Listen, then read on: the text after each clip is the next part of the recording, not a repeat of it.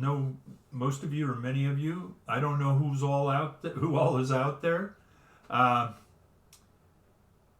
We Cheryl and I have been in the Josephi Center by ourselves for the last 2 weeks, with people occasionally going in and out. And we've been writing grants and working on programs, canceling programs, postponing programs. And then last night there's a Turkish kilim and a Don Gray drawing back there and a few books and whatnot. Okay, so this is an experiment. We don't know how it's going to work, but we want you to tell us. So call in or text me or email me back.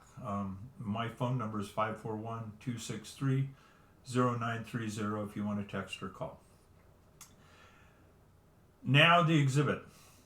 From the beginning, the Josephi Center, well, it's named after Alvin Josephi. Alvin Josephi was, among other things, a historian of the Nez Perce.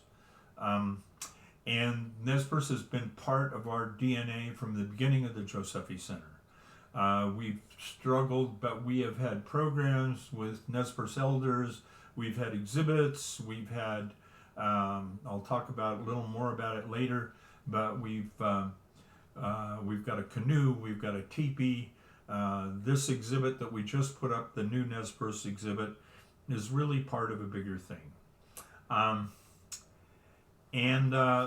So we started, Joan Gilbert, who is a local artist and is responsible for all the good stuff at Walla Wallagy, and also responsible for designing our Alvin Josephi exhibit, which, by the way, is on our webpage. And you can scroll it there. We started talking 3 or 4 years ago. She brought in Rob Kemp, who's a local artist and cartographer, and said, we need a map. So what you see in front of you, I hope, is an almost final of what's up on the wall now. And the lighting is certainly different. We've got track lights on it now. The map is exactly as it is on that wall. Joan designed things, asked me for photos. I wrote some text. I then ran that text by elders, a lot of elders. We looked at language. We talked to Nez Perce Homeland about the way they're using language. As Albert Andrews and Albert Red Star told me, he said,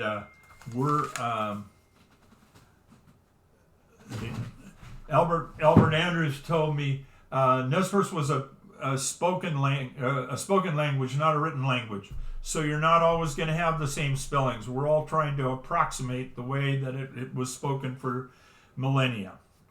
Okay. So that's what we did. We took those words, we took those to the elders, we came back, and then our intent was to build an exhibit about the Nez Perce people who lived here. First of all, it is Nez Perce. Maybe, I've never asked any elders about this, but maybe the reason they say Nez Perce rather than Ne Perce, or however you would say it in French, is because they were kind of sticking their finger at the French trappers for having named them that. Anyway, they use Nez Perce as what you carry. But the Nez Perce were a large tribe. They lived over large parts of the inland Northwest, what's now eastern Washington, northern Idaho, and northeast Oregon. But they lived not as one big group, but as smaller bands. And the group that lived here, the band that lived here, is most often referred to now as the Joseph Band. That's because most people come to the Nez Perce story through the Nez Perce War of 1877, and they immediately happen on Joseph, Chief Joseph. There are, dozens of books with his name in the title. And so the people refer to the people who lived here as Joseph Band.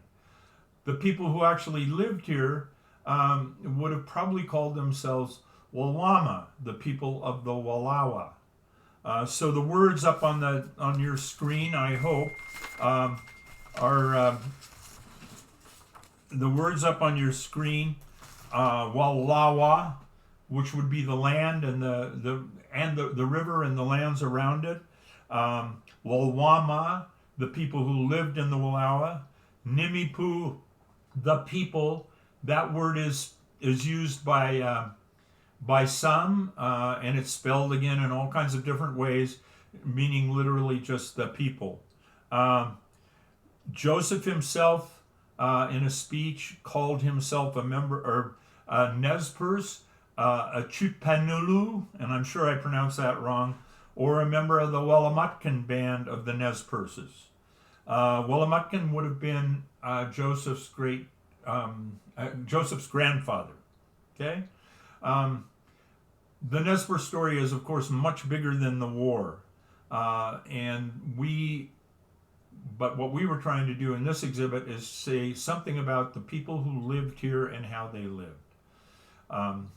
So, the band of people who lived here: Walwama, Joseph Band, Wallamatkan Band. The people who lived here were probably, as near as I can gather, they would have been maybe 250 to 500 in that band. They lived semi-migratory lives. They went from the mountains and the huckleberries in summer down to the river bottoms in winter. They were part of this larger group of Nez Perce. They traveled extensively. The estimates of Lewis and Clark were there 6 to 8,000 Nez Perce. Nez Perce elders say there were more, and that makes sense because disease hit here in the 1780s, well ahead of Lewis and Clark. Anyway, so we started our exhibit with those words, those key words: Wallawa, Nimipu, Walwama, Chupnetpelu, Wallamatkan.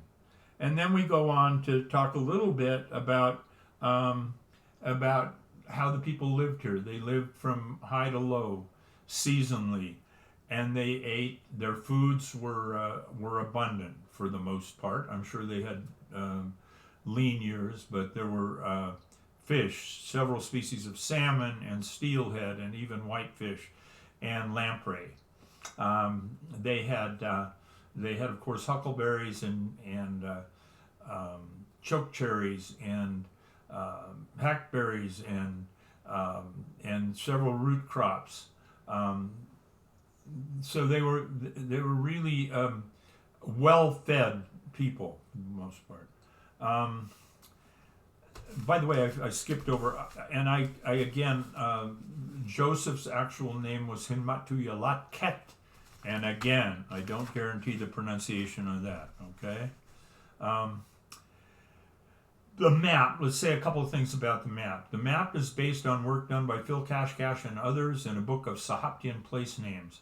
We hope to have Phil here this summer to talk about place and language.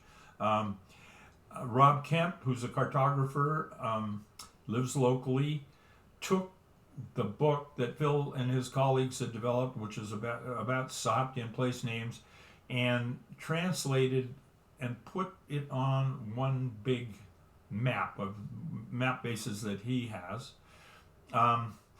It has terms in English and Cayuse Nez Perce.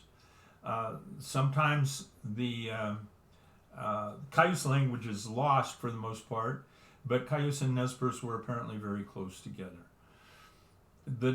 We don't have pronunciation up there. I want to have a pronunciation guide, and I'll get one eventually, okay? The other thing about that map is that I'm sure the shaded areas, which are the areas of the Wallowa country, the Wallowa, which the people here used, there were other bands that came in there and got together with them. There were also Umatilla Cayuse and Walla Walla Indians who came this direction. And after the Indians got the horse in 1830, they traveled more widely. We know that the Nez Perce from here went up to Fort Spokane and traded horses with trappers up there. So the 250 to 500 people who lived here, sometimes after they got the horse, they'd go on a buffalo hunt for a couple of years to Montana, to the buffalo country. But the group that was here was about that size. Back to food, circling back to that a minute.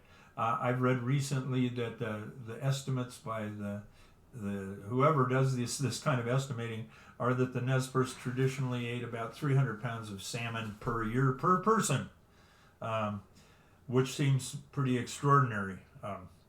But they were, again, a very healthy group of people, and Lewis and Clark always commented on the health of the Nez Perce and the good looks of the Nez Perce too.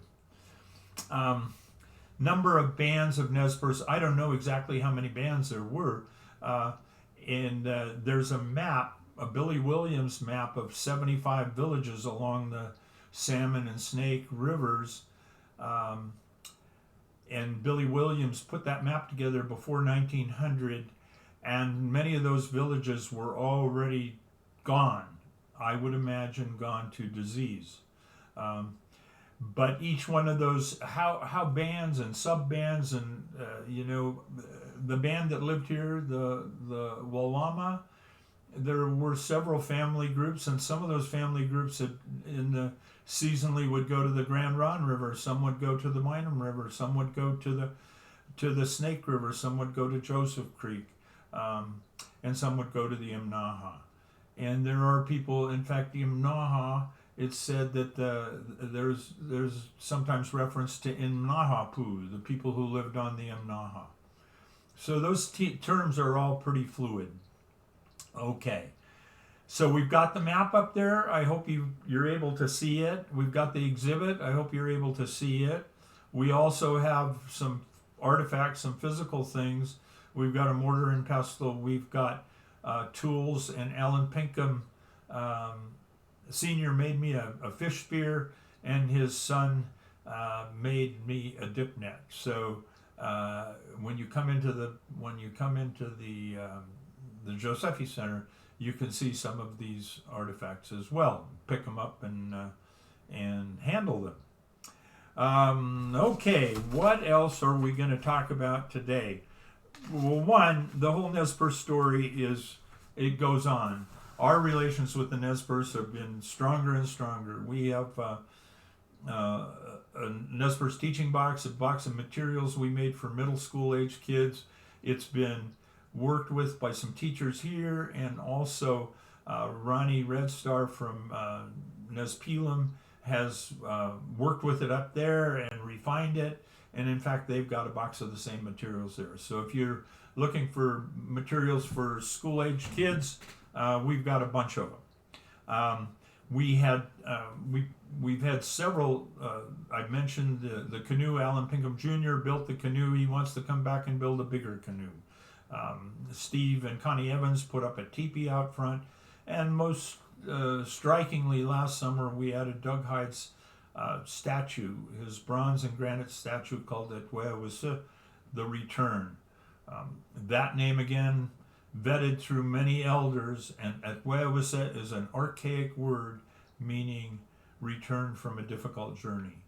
The image is the sculpture is a large granite slab with the figure of a woman carved out of it, and about 10 feet away, the woman in bronze, life-size, is walking back towards her image, her cutout, and the mountains that are carved in the top of the granite. We had a big event last summer with 50 or 60 tribal people from Nez Pelham, from Umatilla, and from Lapwai. We had drums, we had speeches, and we had salmon. It was a great event. And that statue is there. Even at this time, when the doors are all closed, you can drive by and take a look at Etwewisse. People are constantly taking pictures of the woman through her cutout in the granite, and constantly taking pictures, taking selfies of themselves with the Nez Perce woman. I mentioned we did a show with the Nez Perce National Park here. We just finished a show of 6 Nez Perce artists that Stacia Marfin from Lapwai put together. We cooperated with Wallowa Land Trust last year on a series of talks about Nez Perce history. This year we have grants in place and people in place to do a 5-part series in May and June, lessons from the elders with Nez Perce elders. I hope by May and June we'll be able to have public gatherings again. I think that I've lived in the Wallowa for 49 years, and I can tell you that the relations with the Indians are and the trust, I think, between tribal peoples and people here in the Wallowas is growing, and Nez Perce are being part of things here. The Land Trust arranged a digging trip, and diggers from all 3 reservations came last summer to dig on private ground that was arranged for by the Land Trust. The Forest Service is working with them. So anyway, there's a lot of good feeling, and there are, of course, a lot of lessons still to learn from the Nez Perce. That was one of the things that my mentor, Alvin Josephi, always said. 1, we didn't listen to Indians at the time, and 2, the Indians still have stuff to teach us. We have an ad hoc group of people that gather around. We've gathered twice, and we probably will again as soon as we can. And we just go around the room and say, what kind of engagement do you have going with tribes or tribal people? And people talk about talking to tribal people about fire, about land use, about fish, all kinds of things. So I think relations are good and getting better. The Homeland Project in Wallowa, of course, is a fantastic thing. If you haven't seen the Longhouse there, it's worth a drive just to see it. I think I said that I was going to keep this to 15 or 20 minutes, and I think we're there. I hope this has been a little bit of an introduction to some of what we're doing. If you have ideas about how we can do this better, let me know. If you have ideas about other brown bags that we could do, stream, that we can do online while we're all in this stay-at-home mode, we'd appreciate them. Thank you very much for listening in. And as I said, email me, rich.wandschneider@gmail.com, or text me, 541-263-0930, and let's keep talking and get through this current crisis together. Thank you and goodbye. Okay.